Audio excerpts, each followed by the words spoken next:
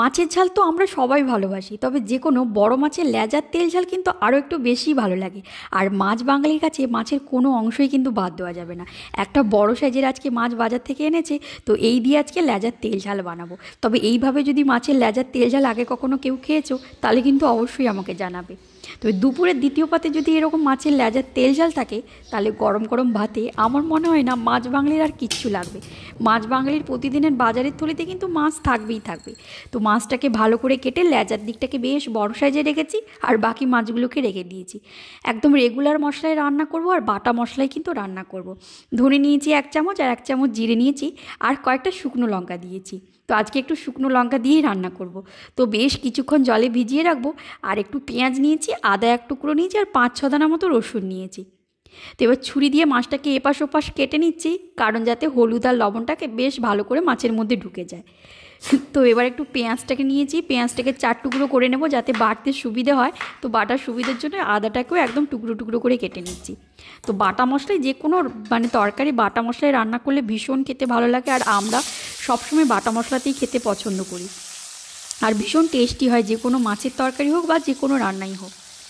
তো এবার গ্যাসটাকে জ্বালিয়ে কড়াইটা গরম হলে সর্ষের তেল দিয়ে, একদম গরম হয়ে গেলে সর্ষের তেলটা কড়কড়ে করে তো মাছের লেজাটাকে বেশ কিছুক্ষণ ধরে কড়কড়ে করে এপাশ ওপাশ করে ভেজে নেব। তো উল্টে পাল্টে কিন্তু ভেজে নিতে হবে, আবার মাছের লেজা যদি একদম কাঁচা থেকে যায় খেতে কিন্তু ভালোই লাগবে না। তো মাছের লেজার তেল ঝাল বানানোর জন্য কিন্তু লেজাটাকে বেশ ভালো করেই কিন্তু ভাজতে হবে।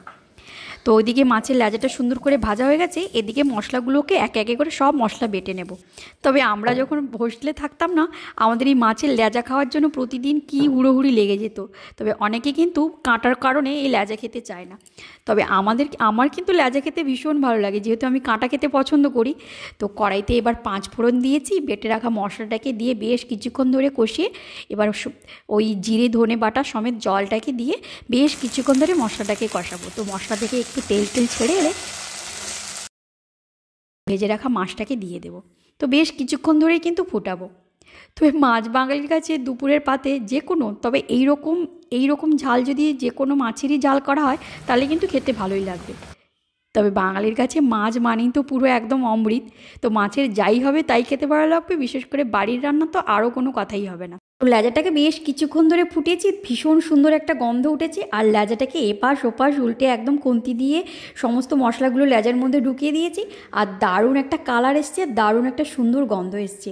ভীষণ টেস্টি হয় লেজার এরকম তেল ঝাল। বিশেষ করে যারা লেজা খেতে পছন্দ করো তারা কিন্তু একবার এইভাবে লেজার তেল ঝাল বানিয়ে খেও, দারুণ টেস্টি হয়, একদম বাড়ির তৈরি মশলায়। তবে আজকে এই রান্নাটা কেমন লাগলো অবশ্যই কিন্তু আমাকে কমেন্টে জানাবে।